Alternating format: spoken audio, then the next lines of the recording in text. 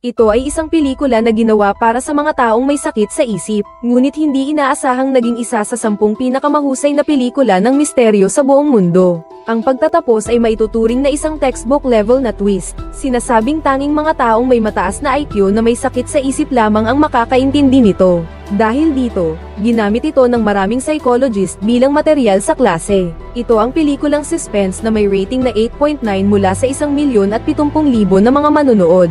Shutter Island. Ang kwento ay naganap sa isang ospital para sa mga may sakit sa isip na nasa isang malayong isla. Dito nakakulong ang 67 na malulubhang kriminal na may matinding schizophrenia, kahit na binabantayan sila ng mga gwardya na may dalang baril.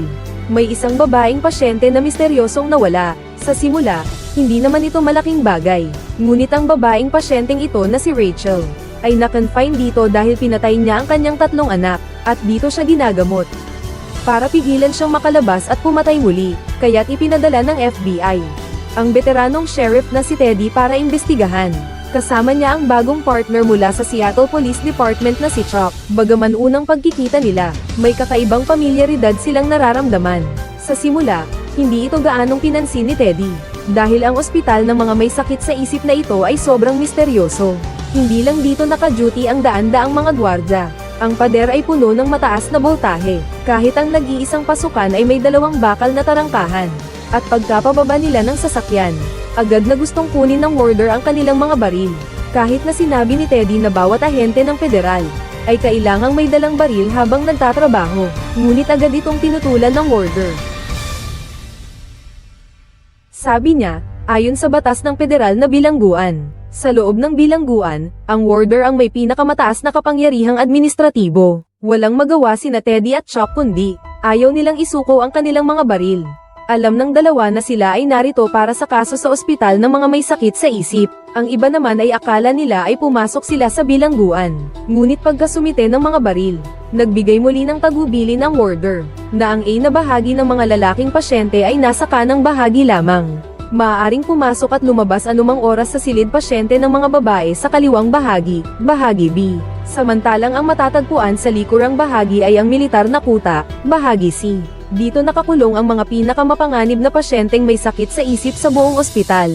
Kung nais pumasok upang magsiyasat, kailangang may kasamang warder, at makakuha ng nakasulat na pahintulot mula kay Dr. Coley.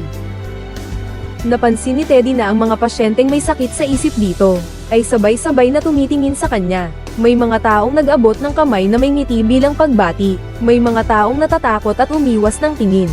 At may isang babaeng pasyente pa nga, na gumawa ng senadoryas na tumahimik kay Teddy. Parang nagbabala sa kanya na paparating ang panganib.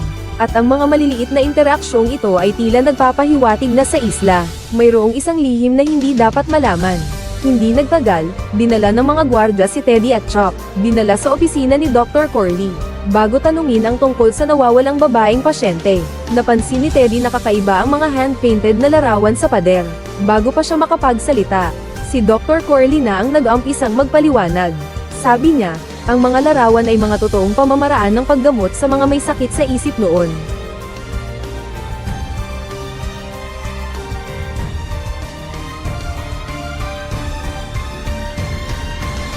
Kahit sinabi ni Dr. Corley na ngayon ay pangunahing gamit ang gamot at psychotherapy, ngunit labis ang pagdududa ni Teddy tungkol dito, dahil ang ospital na ito para sa mga may sakit sa isip ay may kakaibang pakiramdam, tulad ng misteryosong pagkawala ng babaeng pasyenteng si Rachel. Ang mga bintana ng kanyang kwarto ay malinaw na nakapako ng bakal na lambat, at ang nag-iisang labasan ay binabantayan ng mga tagapag-alaga ng 24 na oras. Bukod pa rito, wala pa siyang suot na sapatos. Huwag nang sabihin pa na nakatakas siya. Kahit ang paglalakad sa ganitong atal na isla ng confinement ay mahirap. Sa ngayon, tila lahat ng ebidensya ay nagsasabing hindi talaga tumakas si Rachel. Ngunit ayaw tanggapin ni Dr. Coley ang hula na ito, at umiwas ang kanyang mga mata habang gustong umalis. Ngunit sa oras na iyon, napansin ni Teddy sa ilalim ng sahig sa likod ng kama, ang isang nakatiklop na papel. Nakasulat dito kung sino ang ika-67 na pasyente. Dahil dito, biglang naging tensyonado si Dr. Coley. Nang makita ang eksenang ito, ramdam ni Teddy, na may mahabang karanasan sa pag-iimbestiga, na may problema ang papel na ito. Ngunit mula sa bibig ni Dr. Corley, malinaw na hindi siya makapagsasabi ng totoo. kaya naghanda siyang tanungin ang iba pang mga kawani sa ospital ng mga may sakit sa isip.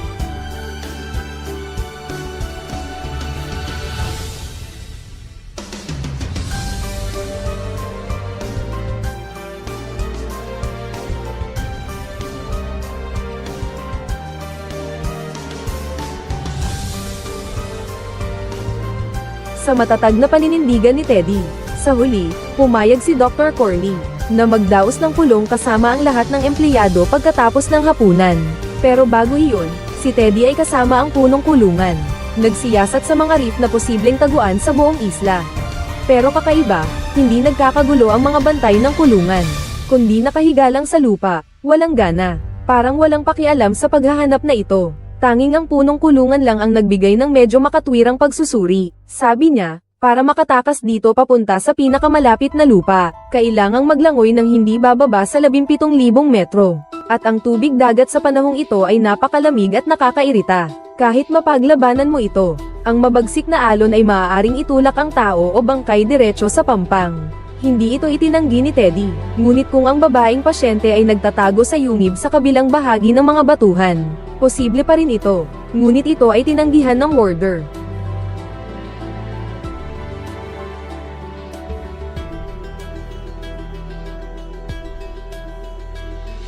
Batay sa mga nabanggit, maaaring ipalagay na, hindi posibleng makatakas ang babaeng pasyente mula rito. Ngunit napansin pa rin ni Teddy ang kakaibang bagay. May mga gwardya na may baril na nagpapatrol sa parola sa kabilang isla. Sabi ng punong bilanggo, matagal nang hindi ginagamit ang parola. Ngayon, ito ay isang pasilidad para sa pagproseso ng dumi. At sinabi niyang nagpadala na siya ng tao para maghanap doon pero wala silang nakita. Habang nagsasalita, ginamit ng punong bilanggo ang dilim bilang dahilan. At agad niyang tinapos ang paghahanap, ngunit ang parola na ito ay malalim na nakaukit sa puso ni Teddy. Pagkatapos kumain ng hapunan ng lahat ng empleyado, nagsimulang magtanong si Teddy at ang kanyang katuwang na si Chuck sa lahat. Sa proseso, may isang batang night shift na nag-iwas ng tingin. Ito ang nagbigay ng pagkakataon kay Teddy na bihasa sa pagtatanong. OS0.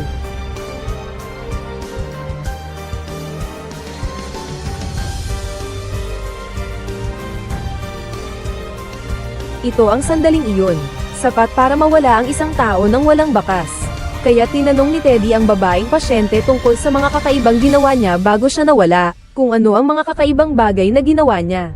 Sa panahong iyon, sinabi ng isang magandang caregiver, na ang doktor niyan, si Dr. Sean, ay nagdaos ng isang seminar tungkol sa plano ng paggamot sa ward. Ngunit nang tanungin ni Teddy kung nasaan si Dr. Sean, ay bigla siyang nagbakasyon sa panahong iyon.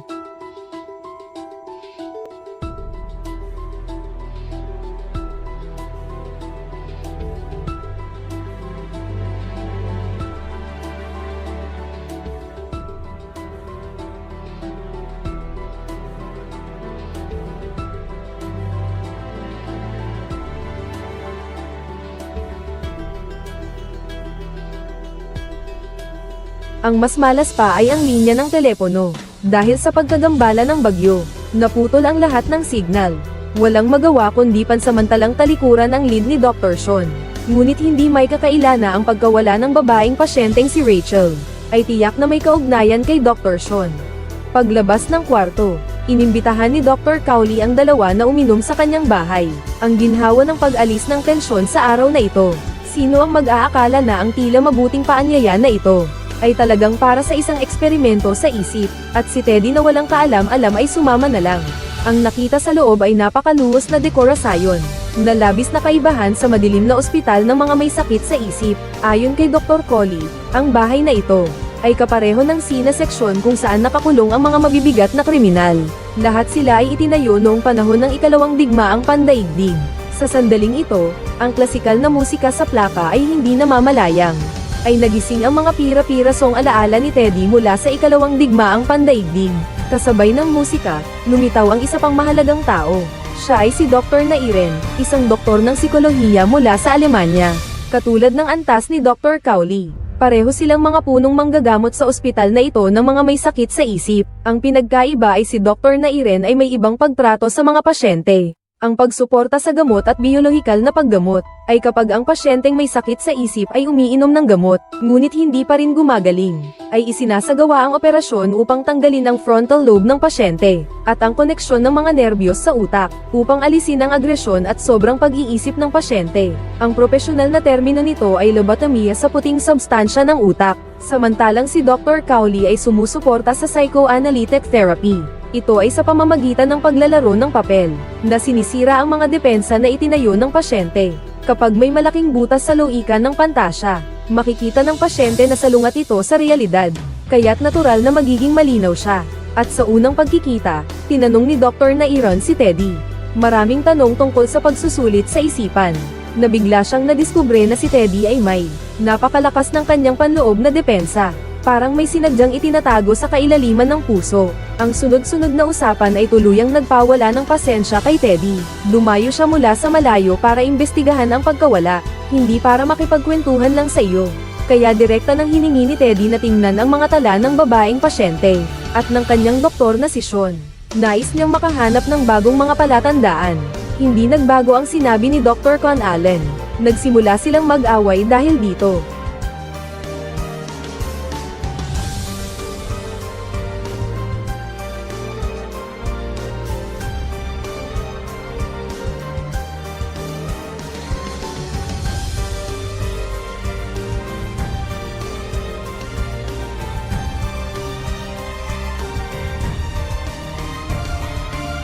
Bagamat sinasabi ni Teddy na aalis siya bukas, sa totoo lang, matagal na niyang pinagplanuhan ang susunod na hakbang. Sa gabi, tinitingnan niya ang sulat na iniwan ng pasyenteng babae. Naisip niya kung sino ang 67, ano nga ba ang ibig sabihin nito? Habang iniisip, siya ay nakatulog. Sa panaginip, nakita niya ang kanyang yumaong asawa. Sabi ng asawa na hindi lang si Rachel, ang pasyente, ang hindi kailanman umalis. At ang salarin na pumatay sa kanya, si Redes, ay nakakulong din dito sa mental hospital. May isang detalye dito na medyo kakaiba. Malinaw na si Redes ang pumatay kay babae sa sunog. Pero sa pagkakataong ito, basang-basa siya. Parang may ipinapahiwatig na may mas malalim pang dahilan sa kanyang kamatayan. Biglang nagising si Teddy mula sa bangungot. Sa oras na ito, ang malakas na ulan sa labas ay matagal nang bumuhos ng malakas. Hindi makalabas ang bangka. Kaya may dahilan si Teddy na magpatuloy sa pagtatanong sa kaso. At si Dr. Cowley, na hindi na matiis ito, kaya nag-assign siya ng 2 pasyente na kasama si Rachel, para tanungin ni Teddy. Pero hindi niya inaasahan na ang una pa lang ay hindi basta-basta. May kapansanan siya sa natural na kakayahan sa sexual, kaya't labis niyang kinamumuhian ang mga babae. Kahit sinaktan niya gamit ang mga piraso ng salamin ang babaeng nurse na nag-aalaga sa kanyang ama, na nagdulot ng panghabang buhay na peklat sa kanya. At nang tanungin ni Teddy tungkol sa mga palatandaan ni Rachel, agad nitong pinukaw ang kanyang pagkamuhi sa mga babae. Unti-unting nawalan siya ng kontrol, ngunit mabuti na lang at nalaman ni Teddy na ang taong ito ay natatakot sa tunog ng pagkaliskis ng mga bagay. Kaya patuloy niyang ginuguhit sa notebook gamit ang lapis.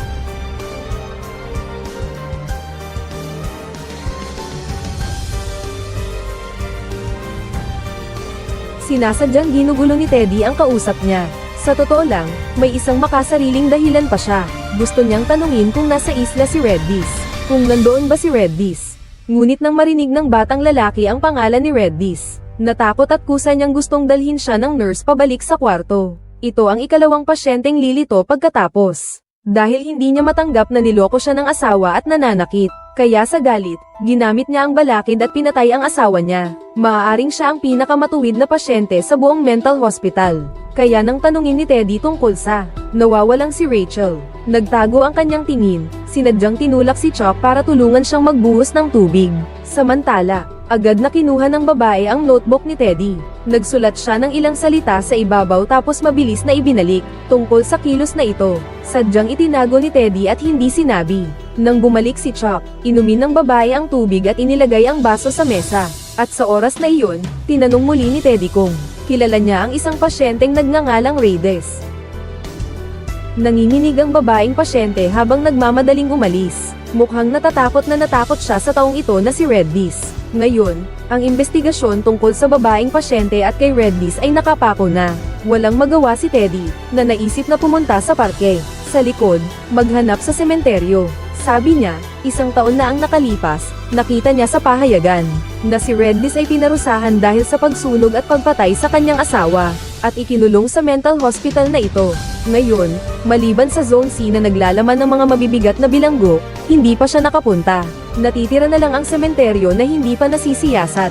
Marahil si Redis ay inilagay na sa kabaong noon pa man. Habang nasa daan, tinanong ni Chok tungkol sa dati. Isinulat ng babaeng pasyente sa papel. Matapos magdalawang isip, kinuha ni Teddy ang kanyang kwaderno. Nakasulat dito ng malinaw ang tumakbo ka. Biglang lumakas ang bagyo. Kinailangan nilang magtago sa maliit na kubo sa likod ng sementeryo. Nang makarecover si Teddy, naaalala niya ang kanyang karanasan noong panahon ng ikalawang digmaang pandaigdig.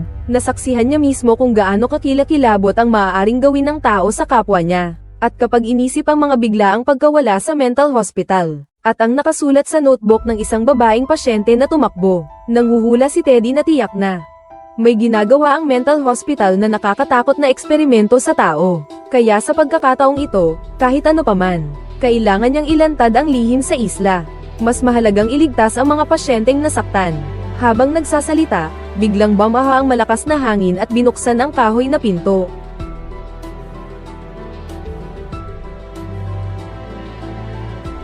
Malapit nang dumaan ang bagyo, dinala ng warden ang 2 tao pabalik upang maiwasan ang kapahamakan. Sabi pa ni Dr. Coley, hinahanap din nila sila, pagkatapos maglinis at maghilamos ng mabilis. Basang-basa na rin ang mga kasuotan ni Teddy at Chok, kaya napilitan silang magpalit ng damit na panggabay sa pasilidad. May isang itim na lalaki ang maingat na nag-alok pa ng sigarilyo. Pagkatapos, ang 2 nakaporma ng maayos ay pumunta sa kwarto ng doktor na si Coley. Parang walang nakapansin sa kanilang pagdating. Dahil ang mga nakatataas sa ospital ay nag-uusap kung paano haharapin ang paparating na bagyo, kung bukas pa ang ulan ngayong gabi. Siguradong mapapalubog sa baha ang pinakadelikadong Area C. Ang 24 na pasyente sa loob ay nakakadena pa sa paa. Malaki ang posibilidad na malunod sila. Pero kung pagsasamahin ang 24 na ito, sa 42 saab na lugar, bagaman makakaiwas sa pagbaha, malalagay naman sa panganib ang kaligtasan ng mga ordinaryong pasyente. Nabanggit ito ni Teddy at napansin niyang may mali. 24 na plus 42 ay 66. Pero malinaw na may 67 pasyente sa ospital. At naalala pa ang papel na iniwan ng babaeng pasyente. Sino nga ba talaga ang 67? Dahil dito, labis na pinagdudahan ni Teddy ang pasyenteng 67, na siya raw ang kanyang kaaway na si Redis. Halos mabunyag na ang katotohanan. Ngunit sinabi ni Dr. Coley na natagpuan na si Rachel. Kahit na natagpuan na si Rachel, ngunit isang tao ang naglakad ng walang sapin sa paa sa isang desyertong isla ng ilang araw. At ang kanyang mga paa ay walang kahit isang sugat. Pinaghihinalaan ni Teddy na ang taong ito ay ipinadala ng ospital bilang isang impostor. Kaya sinubukan niyang magtanong para makakuha ng palatandaan. Ngunit biglang niyakap ni Rachel si Teddy nang hindi inaasahan. At inisip siyang ang kanyang yumaong asawa.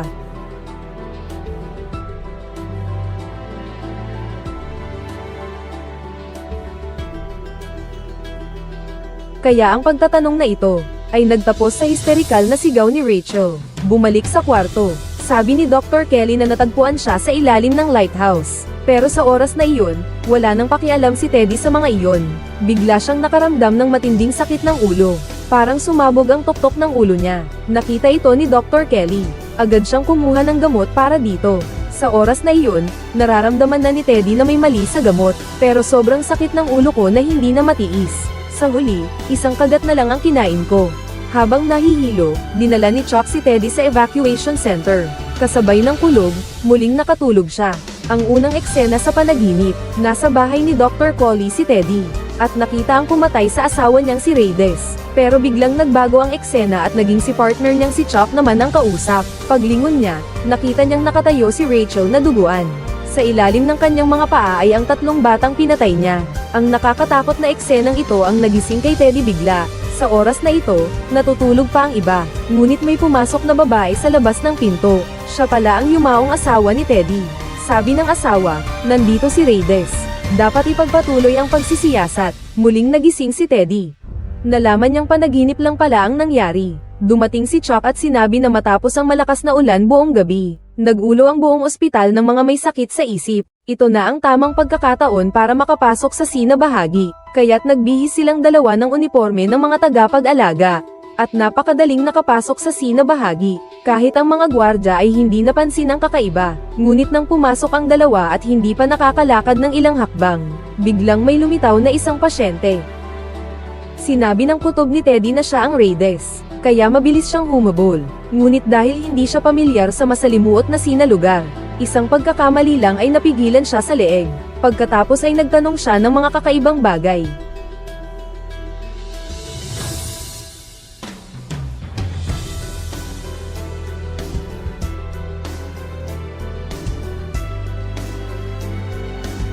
Nakakainis talaga. Nahuli ni Teddy ang pagkakataon ng lumingon ng kabilang panig. Ngunit sa kritikal na sandali, dumating ang gwardya at sinabi na ang taong ito ay isang pasyenteng tinatawag na Billy. Pagkatapos ay tinulungan nila ito ni Chuck papunta sa klinika. Naiinis si Teddy at gustong tumulong, ngunit agad siyang pinigilan ng gwardya. Sakto namang ginamit ang pagkakataong ito. Maaaring mag-explore ng maayos si Teddy dito. Baka makita niya ang tunay na Reyes. Sinundan ni Teddy ang tunog at napunta sa isang kulungan. Ngunit ang nakakulong doon ay hindi si Reyes, kundi ang dati niyang kasama sa laban, si George. Pero si George ay nakakulong naman sa ibang bilangguan. Hindi siya dapat nandito.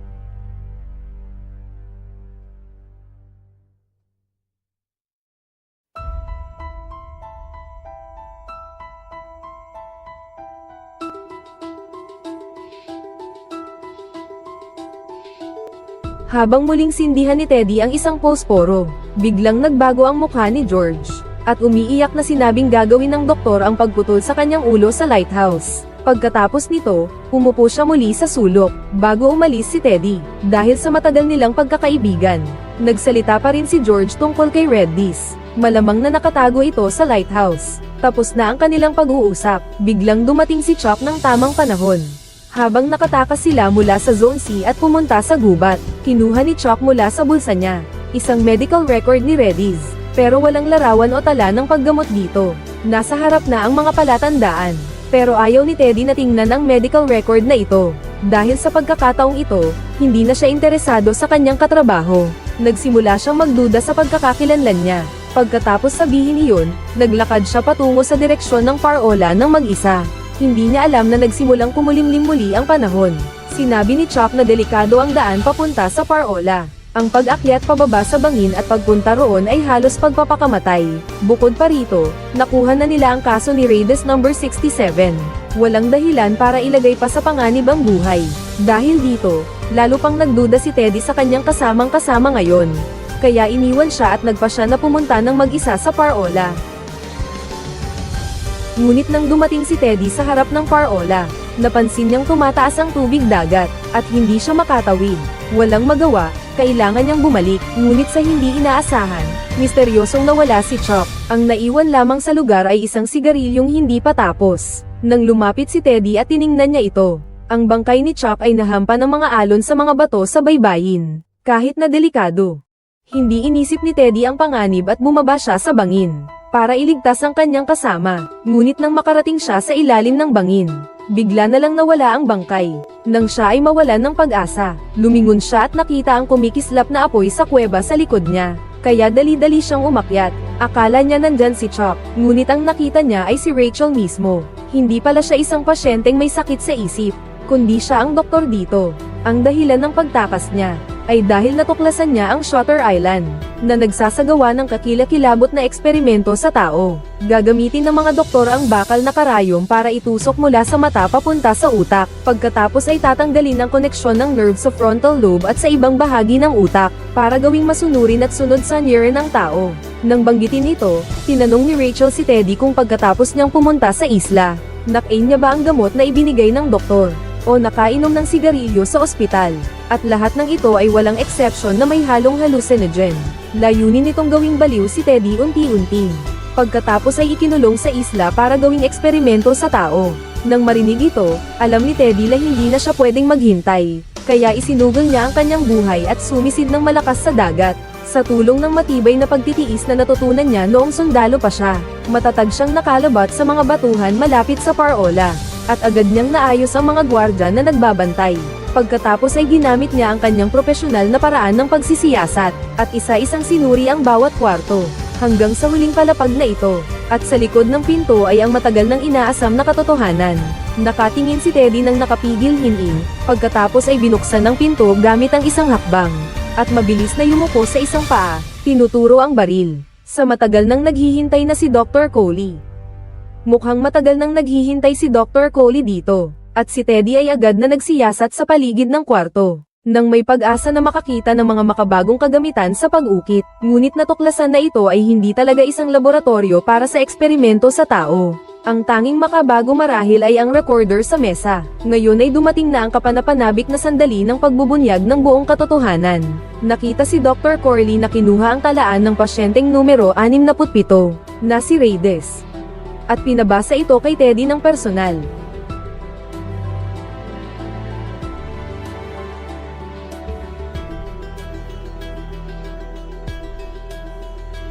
Binabasa ni Teddy ang talaan ni Reyes, ngunit napansin niyang eksaktong kapareho ito ng kanyang karanasan.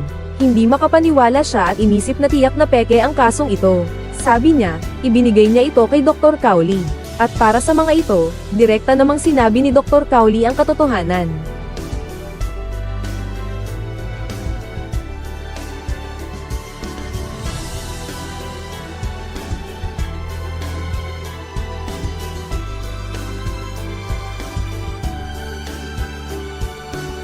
Pagkatapos magsalita, malalim na huminga si Dr. Cowley. Nais din niyang mabuhay si Teddy sa mundo ng ilusyon, at huwag kailanman magising. Ngunit sa kasamaang palad, si Teddy ay isang bihasang sundalo. Hindi lang siya marahas. Madalas din niyang sinasaktan ang mga nurse at mga gwardya sa ospital. Mariing itinanggi ito ni Teddy. Walang magawa si Dr. Cowley kundi sabihin. Ngayon ay napagpasyahan na ng direktor at ng komite ng inspeksyon. Maliban kung ang eksperimento ngayon ay makapagpapagaling kay Teddy, gagawa sila ng lobotomy, upang matiyak na hindi na niya muling masasaktan ng iba.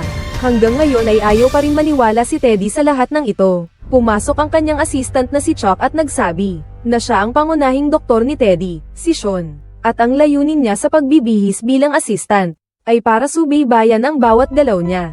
Nang makita ang lahat ng katotohanan sa harap niya, nangamba si Teddy na siya pala si Redis. Pero sa susunod na segundo, nagsimula ang depensa ng kanyang utak. Bigla nitong kinuha ang baril sa mesa, at patuloy na binaril si Dr. Caulfield. Nang makabawi siya, muling naging kalmado si Dr. Caulfield, at ang hawak niyang baril ay isang laruan pala. Paulit-ulit na naglalakbay si Teddy sa pagitan ng ilusyon at realidad. Dito, ginamit ni Dr. Sean ang pagkakataon, at ibinahagi ang totoong karanasan tungkol sa asawa ni Teddy. Ang pangalan niya ay Dolores at siya ay may malalang depresyon, at may tendensyang magpakamatay. Bilang asawa, si Teddy ay hindi nagmamalasakit sa kanyang asawa, kundi araw-araw ay umiinom ng alak at hindi umuuwi sa gabi. Kaya nagdulot ito na sinunog ng asawa ang apartment sa lungsod. Pagkatapos ay lumipat sila sa isang maliit na bahay sa tabi ng lawa sa probinsya. Ito rin ang naging sanhi ng isang trahedya, nang sasabihin na ni Sean ang kanyang pinakamalungkot na alaala. Ayaw nang makinig ni Teddy dahil sa kanyang depensang mekanismo. Bigla niyang mahigpit na hinawakan ang leeg ni Sean gamit ang kamay. Nang makita ito ni Dr. Corley, dali-dali niyang itulak si Teddy. Kinuha niya ang huling panlaban.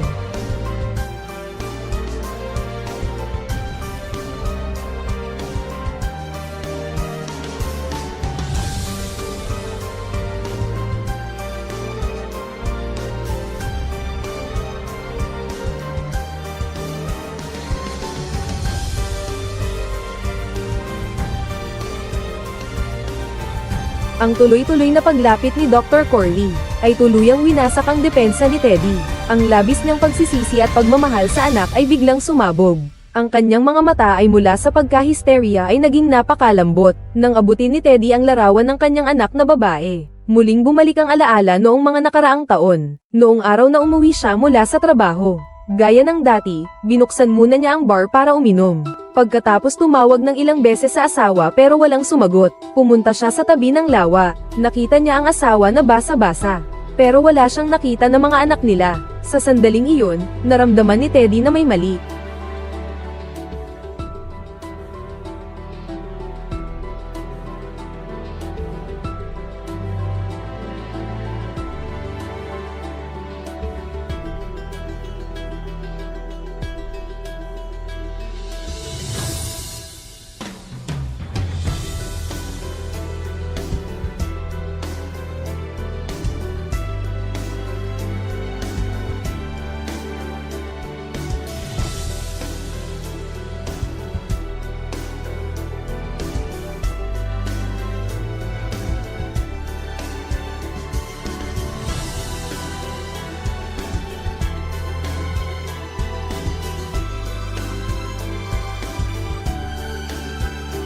Pinutukan ni Teddy ang kanyang asawa hanggang sa mamatay. Marahil ito ay dahil sa biglaang pagkawala ng kontrol sa emosyon. Hanggang sa makita niya ang kanyang asawa na dumudugo at bumagsak, tuluyan nang nagising si Teddy. Hindi tama. Ngayon dapat siyang tawaging Reyes. Muling nagising si Reyes at ngayon ay tunay na malinaw ang isip. Hindi lang niya malinaw na nasasabi ang kanyang pagkakakilanlan at karanasan. Kahit ang pagpatay sa kanyang asawa ay hindi na niya iniiwasan.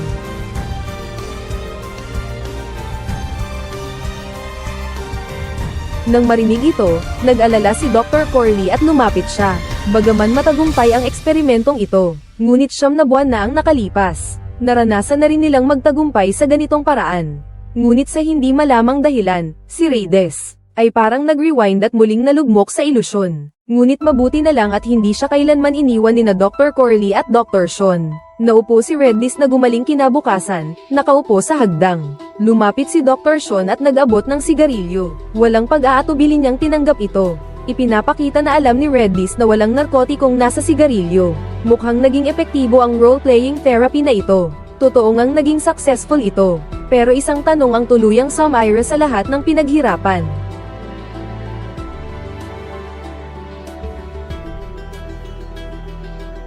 Nabalitaan na tinatawag siyang Chop ni Reyes. Lubos na nanghina ang puso ni Dr. Sean.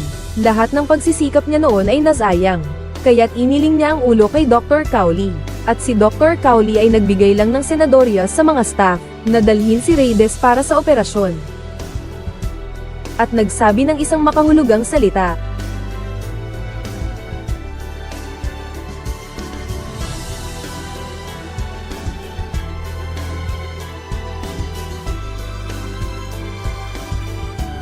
Nang marinig ito, biglang may naisip si Dr. Sean.